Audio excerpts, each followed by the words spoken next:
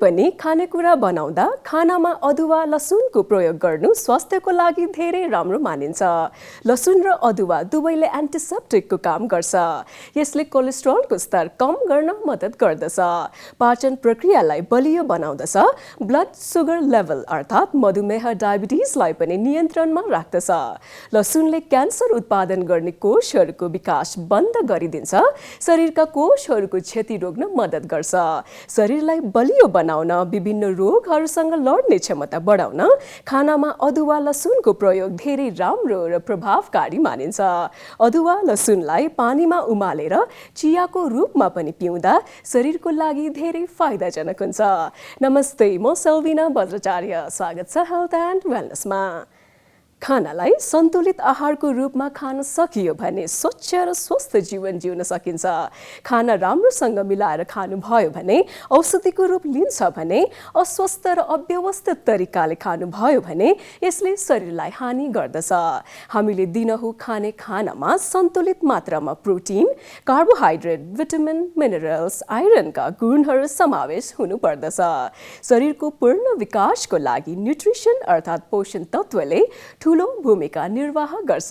आज तपाईहरूलाई रोग प्रतिरोधात्मक रोगसँग लड्ने क्षमता अर्थात् इम्युनिटी पावर बढाउन कस्तो खाने बानी र जीवनशैली अपनाउनु पर्छ भन्ने बारे जानकारी दिन हामी समक्ष हुनुहुन्छ आहारविद अनुश्री आचार्य। फर्स्टमा भन्नुपर्दाखेरि चाहिँ हामीले जुन भन्छौँ हाम्रो इम्युनिटीलाई डेभलप गर्ने होइन, इम्युनिटी डेभलप गर्नको लागि मेनली चाहिने भनेको जुन हाम्रो माइक्रोन्युट्रिएन्टहरू हुन्छ। माइक्रोमा चाहिँ जस्तै तपाईँको भिटामिन सी पर्छ, जिङ्क पर्छ, म्याग्नेसियम पर्छ होइन। त्यस्तै गरेर हाम्रो जुन घरमा स्पाइसेसहरू हुन्छ, जुन हाम्रो घरमा सानो सानो अमाउन्टमा पाउने कागती हुन्छ होइन। अहिले सिजन छ, सुन्तलाको सिजन छ। सो त्यो जुन हाम्रो बेसिकली घरमै पाइने चिज छ, जो चाहिँ हामीले इग्नोर गरिरहेको हुन्छौँ कि त्यही कुरालाई कसरी युटिलाइज गर्ने त होइन। जस्तै अहिले अब एकदमै मार्केटमा आइरहेछ गुर्जोको कुरा होइन। यस गुर्जोले बेनिफिसियल एकदमै राम्रो वेमा बेनिफिट गर्छ कतिजनालाई होइन। कतिसम्म अमाउन्टमा लिने भन्दाखेरि डेली 1 ग्लाससम्म त्यसको पानी खाँदाखेरि बेफाइदा हुँदैन भन्ने कुरा आइरहेछ। तर कस्तो कस्तो कन्डिसनमा खाने, कस्तो कस्तो बिरामीले खाने होइन, त्यो कुरा थाहा नभइकन चाहिँ हामी सबैले एप्लाई गर्नु चाहिँ हुँदैन। किन हुँदैन भने गुर्जोको पनि आफ्नो एउटा बेनिफिट त छ, तर त्योभन्दा बढी लिँदाखेरि त्यसको साइड इफेक्ट पनि छ। त्यो चाहिँ आफ्नो एउटा डाइटिसियन अथवा जो मेडिकल प्रोफेसनल हुनुहुन्छ, जोसँग तपाईँले कन्सल्ट गरिराख्नु भएको छ, उहाँलाई नसोधिकन चाहिँ कहिले पनि इनिसिएट नगर्नु होला होइन। किनकि तपाईँको जुन मेडिकल कन्डिसन छ, त्यो मेडिकल कन्डिसन अनुसारले तपाईँले कतिसम्म खाँदाखेरि तपाईँलाई इफेक्ट गर्दैन, कतिसम्म खाँदाखेरि चाहिँ तपाईँलाई त्यसले चाहिँ फाइदा दिन्छ भन्ने कुरा चाहिँ एउटा मेडिकल सुपरभिजन गरिरहेको मान्छेलाई चाहिँ थाहा हुन्छ कि। सो त्यस्तै गरेर जुन हामीले बेसार र दुधको कुरा आउँछ होइन, बेसार पानीको कुरा आउँछ। अब बेसार चाहिँ म के भन्छु भने पानीमा मात्र खाएर बडीले एब्जर्ब गर्दैन, किनकि बेसारलाई एब्जर्ब गर्नको लागि चाहिँ फ्याट चाहिन्छ होइन। त्यस्तै गरेर हामीले बेसारलाई जहिले पनि लिँदाखेरि कि त फ्याटहरूसँग कि त तपाईँलाई मिल्क जुन हामीले दुध भन्छौँ, राति सुत्ने बेला दुध र बेसार खायो भने एकदमै राम्रो भन्छौँ। यस द्याट इज ट्रु होइन। तर कतिपय रिजन्स कस्तो हुन्छ भने लेडिजहरूलाई चाहिँ हर्मोनल चेन्जेस पनि गराउँछ बेसार र दुध खायो भने। सो कुन वेमा लिने, कुन डिजिज हुँदा लिने, कसरी लिने भन्ने कुरा चाहिँ याद गर्नुपर्ने हुन्छ होइन। त्यस्तै गरेर अर्को चिज भनेको हामीले जुन म्याग्नेसियम, हामीले प्रोटिनहरू केयर गर्दैन हाम्रो ब्यालेन्स डाइटमा पनि। नर्मली यो कोभिड आउनु अगाडि पनि हाम्रो बानी चाहिँ के थियो भने हाम्रो थालभरि हामीले खाना राइस चाहिँ धेरै खान्छौँ होइन, तरकारीहरू थोरै लिन्छौँ, दाल पनि थोरै लिन्छौँ, अनि माछा मासु आइटमहरू भनेको समटाइम्स लिन्छौँ, एग्सहरू एकदमै कम हुन्छ, अनि जुन हामीले बिन्सहरू खान्छौँ बिन्स पनि एकदमै थोरै हुन्छ। अब दालको रूपमा प्रोटिन भनेर दाल लिनुहुन्छ, दालमा पनि जुन वेमा एउटा हामीले भन्छौँ कि एनिमल प्रोटिन र प्लान्ट प्रोटिनमा चाहिँ जतिको प्रोटिन राम्रो हामीले एनिमललाई मान्छौँ त्यति चाहिँ प्लान्टमा एभाइलेबल हुँदैन। सो दाल मात्र खाएर पनि पुग्दैन कि हामीलाई, पहिलेदेखि ल्याकिङ छ। झन् अब यो कोभिडको टाइममा चाहिँ के हुन्छ नि, प्रोटिन एकदमै चाहिने हुन्छ हाम्रो शरीरलाई। सो प्रोटिनको रिक्वायरमेन्ट पनि बढाउनु पर्ने हुन्छ आफ्नो इम्युनिटी स्ट्रङ गर्नको लागि होइन। अब अर्को कुरा भनेको चाहिँ हामीले के भन्छौँ भने ड्युरिङ द कोभिड टाइम हामीलाई कोभिड सपोज लाग्यो अरे होइन। सो अब के गर्ने भन्दाखेरि चाहिँ हाम्रो कतिपयको टेस्टहरू चेन्ज हुन्छ, स्मेल थाहा हुँदैन होइन।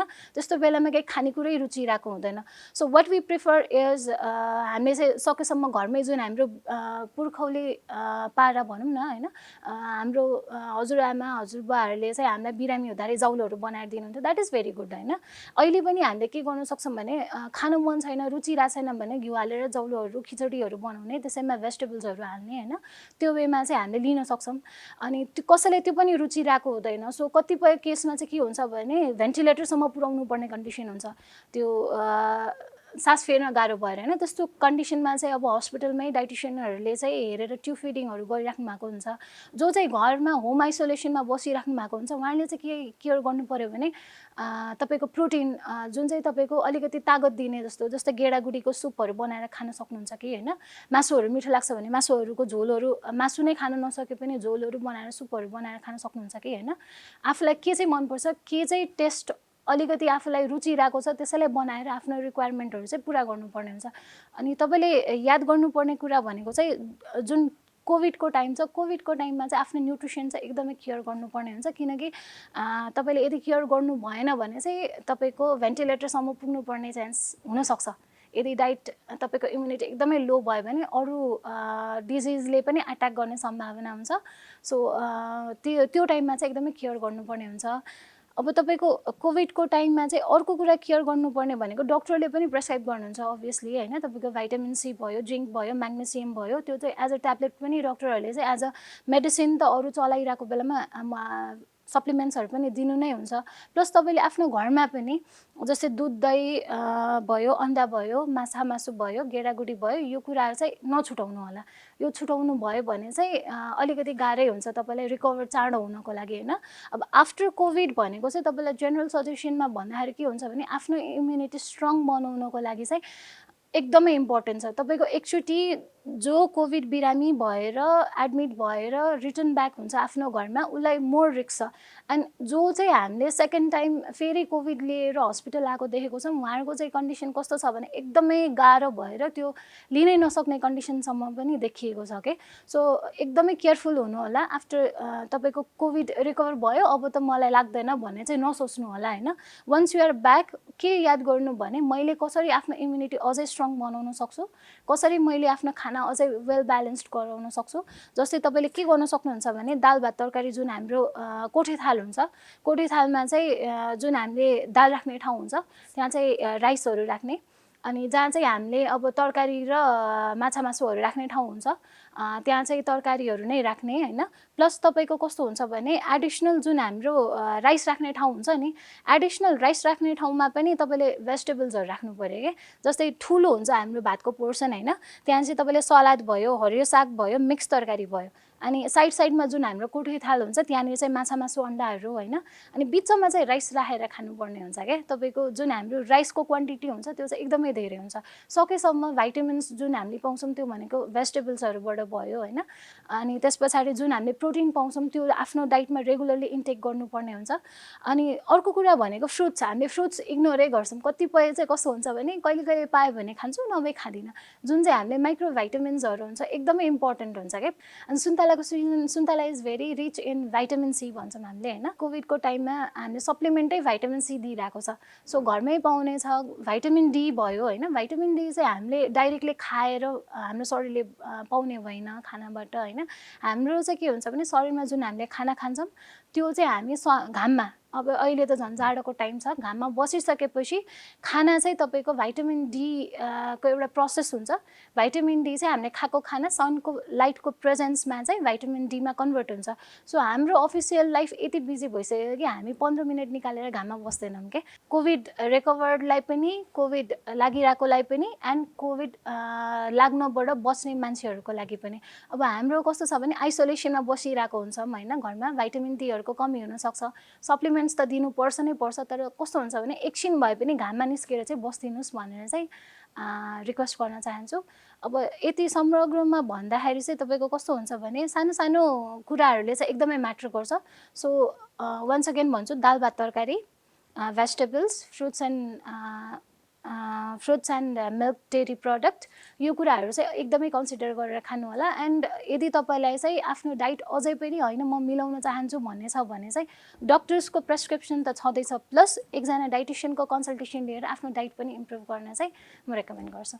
अहिलेको निडमा चाहिँ हामीले जुन सुपर फुड भनिन्छ होइन, भाइटामिन सी भयो, म्याग्नेसियम भयो, हाम्रो भाइटामिन डी भयो होइन। भाइटामिन सीमा भाइटामिन सी पाउने सोर्सेस टाइपको फुडहरू अथवा फ्रुट्स भन्नुहुन्छ भने चाहिँ जस्तै लेमन भयो, हाम्रै घरमा बिहान बेलुकी सलादहरूमा हामीले युज गर्ने होइन। त्यस्तै गरेर हामीले युज गर्न सक्ने भनेको सुन्तला भयो होइन। अब त्यस्तै गरेर हामीले युज गर्न सकिने भनेको अर्को चिज भनेको हाम्रो भोगटे। त्यस्तै गरेर अब जुन हामीले म्याग्नेसियम भन्छौँ, जिङ्क भन्छौँ, आइरन भन्छौँ होइन, त्यो कुराहरू चाहिँ पाउने चिज भनेको मिल्क प्रडक्ट जस्तै दुध भयो, अन्डा भयो होइन। अनि त्यस पछाडि कर्ड भयो। कर्ड जाडोमा त्यतिले खान खोज्नु हुँदैन, कतिलाई चाहिँ कर्डसँग एलर्जी पनि हुन्छ। सो अब त्यसको करी बनाएर हुन्छ कि होइन, त्यसलाई अब तपाईँले झानेर हुन्छ कि त्यो वेमा पनि खान सक्नुहुन्छ।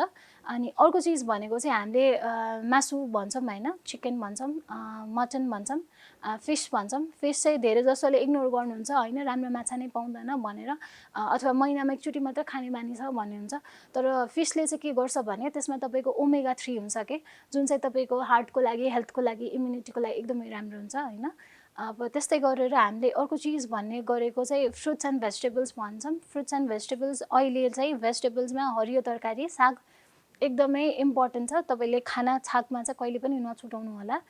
अनि त्यस पछाडि भाइटामिन डीको चाहिँ तपाईँको डिरेक्टली फुडबाट सोर्स छैन, तपाईँले सनलाइटमा बस्नै पर्ने हुन्छ। बिहान 10 बजीदेखि 2 बजेको घाम चाहिँ एकदमै प्रिफरेबल भन्छ होइन, जुन चाहिँ हामी अब अहिले सनस्क्रिनहरू लगाएर बसिन्छ होइन, त्योभन्दा पनि सनस्क्रिन नलाइकन एटलिस्ट 15 मिनट्स मात्र घाममा चाहिँ एक्सपोजर भयो भने भाइटामिन डीको पनि तपाईँको जुन ल्याक देखिरहेको छ त्यो चाहिँ भरिँदै आउँछ। कोभिड-19मा चाहिँ हामीले अभोइड गर्नुपर्ने फुड भनेको जस्तै अब फुड्स जुन चाहिँ अब जङ्क फुड चाहिँ भन्न मिल्दैन अहिले। अब जङ्क फुड भन्ने ट्याग चाहिँ हटाइसक्यो होइन। प्रोसेस्ड फुड भनौँ होइन, प्याकेज्ड फुड भनौँ अथवा फास्ट फुड भनौँ होइन। अब त्यो पनि कस्तो वेमा भने तपाईँको वेट, जसको चाहिँ वेट बढी हुन्छ होइन, जसको चाहिँ अलरेडी डायबिटिज छ, जसको चाहिँ अलरेडी हाइपरटेन्सन छ, उनीहरूलाई बढी रिस्क छ क्या। अनि त्यस्तो केसमा झन् बाहिरको प्याक्ड फुडहरू खायो, त्यस्तोको केसमा झन् बाहिरको प्रोसेस फुड खायो भने चाहिँ के हुन्छ भने तपाईँको वेट गेनदेखि लिएर तपाईँको कोलेस्ट्रोल बढ्नेदेखि लिएर तपाईँको एनसिडीहरूको चाहिँ जुन एउटा रिस्क छ त्यो झन् बढ्न जान्छ। सो त्यो वेमा चाहिँ हामीले प्रोसेस फुडहरू, प्याक्ड फुडहरू चाहिँ स्ट्रिक्ट गरिरहेको हुन्छ होइन, नखानु भनेर स्ट्रिक्ट गरिरहेको हुन्छ। बाहिरको फास्ट फुड चाहिँ किनभने already there is a contamination छ, कस्तो मान्छेले पकाइरहेको छ होइन। बाहिर फुड कुन वेमा बनाइरहेको छ, कतिको हाइजेनिक छ, त्यसमा पनि डिपेन्ड गर्छ तपाईँको इम्युनिटी कतिको राम्रो हुन्छ भनेर होइन। सो बाहिरको प्रिफरेबल फुड भन्दा घरमै सकेसम्म बनाएर खानुहोस्, आफैले पकाएर खानुहोस् होइन। अनि अर्को चिज भनेको चाहिँ हामीले अभोइड टोटली भनेको अल्कोहलहरू चाहिँ लिँदै नलिनुहोस् भनिरहेको हुन्छ, किनभने तपाईँको अल्कोहलले तपाईँको अर्ग्यान्सहरूलाई चाहिँ एफेक्ट गरिरहेको हुन्छ क्या।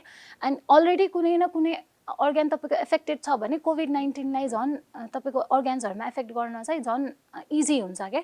सो अल्कोहल भयो, स्मोकिङ भयो, यो चाहिँ कम्प्लिटली हाम्रो इग्नोर गर्न लगाइरहेको हुन्छ। त्यस्तै गरेर अर्को चिज भनेको चाहिँ जुन हामीले स्टोर्ड फुड भन्छौँ होइन, सकेसम्म चाहिँ स्टोर गरेर राखेको फुडहरू चाहिँ नखानुहोस्। भर्खरै रिसेन्टली बनाएको फुड तातै खानुभयो भने that will be very beneficial. अनि सकेसम्म चाहिँ स्टोर गरेर राखेको फुडहरू, फ्रोजन फुडहरू, त्यस्तो टाइपको फुडहरू चाहिँ अहिले चाहिँ नलिनु रेकमेन्ड गर्छौँ हामीले होइन। अब सफ्ट ड्रिङ्क्सहरू पनि तपाईँको हाई क्यालोरी हुन्छ, सो यो टाइममा चाहिँ लिँदै नलिनु भनेर रेकमेन्ड गरिरहेको हुन्छौँ होइन। आइसक्रिम्स भयो, चक्लेट्स भयो, सबै फुडहरू चाहिँ कस्तो हुन्छ भने तपाईँको वेट गेन मोर गराउने होइन, तपाईँको फ्याटहरू मोर इन यर बडी लगाउने टाइपको फुड्सहरू भयो। अब यसले के गर्छ भने एनसिडीलाई चाँडै निम्ताउँछ क्या। अनि जुन मान्छेलाई एनसिडीको अलरेडी रिस्क छ त्यो मान्छेलाई कोभिड-19ले एकदम नराम्रोसँग सताउँछ। सो यो फुडहरू चाहिँ टोटली एभोइड गर्नु होला। यदि तपाईँ अलरेडी इन्फेक्टेड भएर आउनु भएको छ भने त्यो इन्फेक्सनमा चाहिँ तपाईँले होइन मैले अब अलरेडी रिकभर्ड भएर आइसकेको छु, अब मलाई लाग्दैन भन्ने चाहिँ नसोच्नु होला होइन। सो बेटर तपाईँले आफ्नो फुडमा मोर कन्सियस भएर चाहिँ आफ्नो इम्युनिटीलाई चाहिँ अलिकति ध्यान दिनु होला। त्यसको लागि आफ्नो फुडहरू चाहिँ एकदमै केयर गर्नुपर्ने हुन्छ। अर्को चिज भनेको चाहिँ जुन आफ्नो फ्यामिली मेम्बर्स हुनुहुन्छ, जस्तै बच्चा हुनुहुन्छ होला घरमा होइन, आफ्नो एल्डर्सहरू हुनुहुन्छ होला, उहाँहरूको डाइटहरू पनि तपाईँले एकदमै कन्सिडर गर्नुपर्ने हुन्छ, किनकि बच्चाहरूको ग्रोइङ एज हुन्छ। एल्डर्सहरूको चाहिँ उहाँहरूको अलरेडी एज एकदमै इम्युनिटी कम हुने एज पुगिसकेको हुन्छ क्या। सो उहाँहरूको पनि डाइट कस्तो छ, एल्डर एजमा चाहिँ तपाईँको कस्तो हुन्छ भने खान सक्नु हुँदैन, चबाउनु सक्नु हुँदैन होइन। सो त्यो वेमा चाहिँ कस्तो फुड दिँदाखेरि उहाँहरूको इम्युनिटी अझै मोर स्ट्रङ हुनसक्छ होइन। जस्तै बच्चाहरूको चाहिँ कस्तो हुन्छ भने बच्चाहरूले इजिली खान मान्दैन क्या केही कुरा पनि।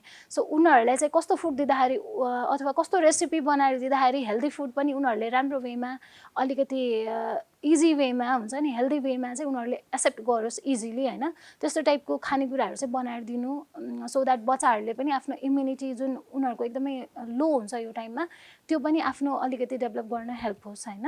त्यसै गरेर आफ्नो लागि चाहिँ तपाईँले के केयर गर्नु पऱ्यो भने बाहिरको खानुभन्दा सकेसम्म घरमै फ्रेस आफैले पकाएर खानुभयो भने त्यो जतिको राम्रो केही पनि हुँदैन। खानाले नै हाम्रो स्वास्थ्य निर्धारण गर्छ। खानेकुराको साथै खाने तरिकामा ध्यान दिनु जरुरी हुन्छ। कुन खानेकुरा कसरी खाने, कति मात्रामा खाने, पोषण तत्त्व मिलाई खान जान्नुपर्छ। यसो गर्नाले पछि आइपर्न सक्ने विभिन्न प्रकारका शारीरिक समस्याबाट बच्न सकिन्छ। रोग प्रतिरोधात्मक रोगसँग लड्ने क्षमता, इम्युनिटी पावर बढाउन प्रशस्त मात्रामा भिटामिन सी युक्त खानेकुराका साथै अरू सबै खाले पोषण तत्त्वयुक्त खाना जरुरी छ। यसका साथै प्रशस्त निन्द्रा, आराम, व्यायाम, प्रशस्त मात्रामा पानी पिउने, मानसिक रूपमा आफूलाई सधैँ शान्त र सकारात्मक राख्न जरुरी छ। यस्तै जीवन उपयोगी विषयवस्तु लिएर भोलि फेरि आउने नै छौँ। हेर्दै गर्नुहोला हेल्थ एन्ड वेलनेस।